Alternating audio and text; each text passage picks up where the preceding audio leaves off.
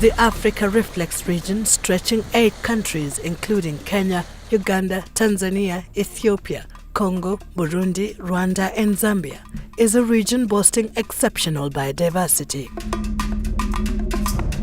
But uncontrolled human activity fueled by economic growth, demographic change and urbanization, coupled with the continent's energy crisis, is threatening this magnificent beauty.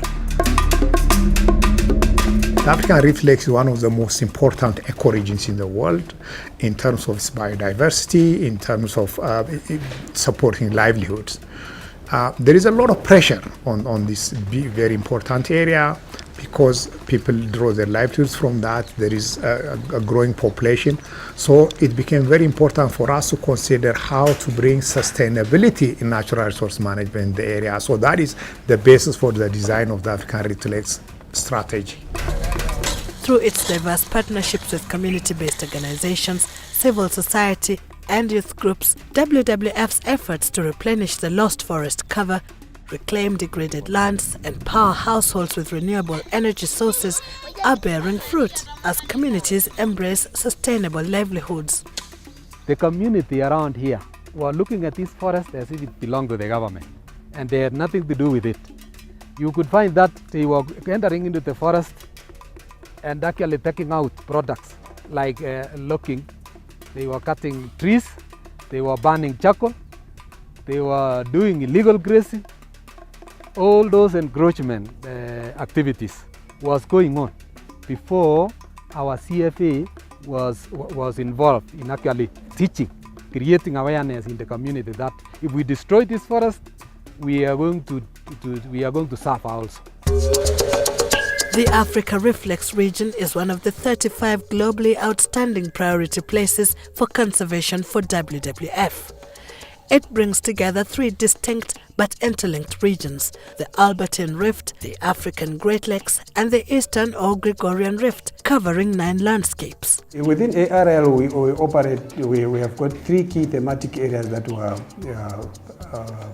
pursuing, and these are protected area management, water resources management and forest resources management. And when I look at forest resources management, we just work to improve the management of high-value conservation areas in the Albertine Rifts in a limited number of sites, in the Greater Virunga landscape, in the Lake Kyoga Albert-Semlik catchment landscape, and also upstream catchment forests in the Mao Forest Complex in the Mara River Basin.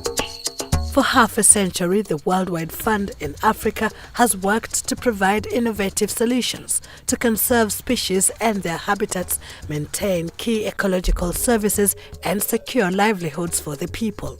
Within the Africa Reflex region, where WWF involves civil society in landscape work by building on their institutional and technical capacity and that of their networks to tackle major drivers of environmental degradation using a rights-based approach. In Kenya, WWF has strengthened civil society organizations to play a bigger and effective role in managing the Mara forest landscape and halting its alarming degradation. It supports the Mara River Water Users Association in lobbying for policy change, advocating for the people's rights over land and resources, championing better environmental practices and equity in sharing the benefits of the Mao Mara landscape. The Mara River Water Users Association was formed in 2003, emanating from concerns within the community on the dwindling water resources and also the destruction of the forested Mao area. This caused the variability in terms of water provision and was becoming a stress to the farming community, the pastoralist community and also the irrigation community within this particular basin. Nyangore's Community Forest Association is one of the grassroots groups that has benefited from WWF's interventions. Wakati tulipoanza hizi interventions, tumekuja kuona ya kwamba imesaidia. Kwanza, mchanga imekuwa retained kwa shamba, na vile hata akitumia dawa kupiga mimea, kunyunyizia mimea hizo, wakati wa mvua hiyo dawa haiwezi yoshwa ipelekwe kule mtoni. To reward their conservation of the environment surrounding the forest, landowners and farmers receive incentives for managing their land and forest to provide ecosystem services to downstream communities and surrounding landscapes.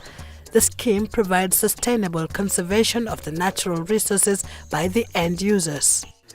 Kwa hata naona hii shamba yangu hapa, maji mengi natoka huku kwa hiyo mlima. Nang'oa mchanga hapa kabisa mpaka chini huko. Na wakati hawa wamekuja, sisi tumepanda hii nepia grass. Na amezuia kabisa. Amezuia mnyuko ya udongo kabisa kabisa.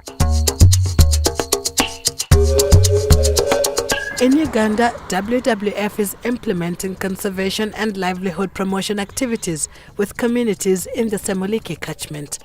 In this area, poor pastoral practices are now threatening the landscape and livelihoods.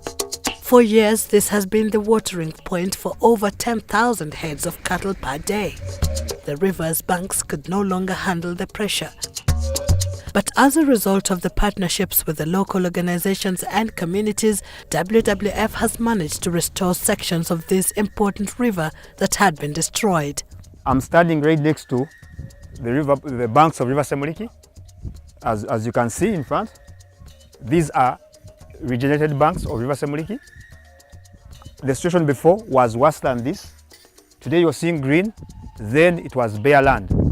With the increasing awareness and sustainable use and management of natural resources in the Africa Rift Lakes region, the Worldwide Fund is steadily achieving its goal to have communities live in harmony with nature.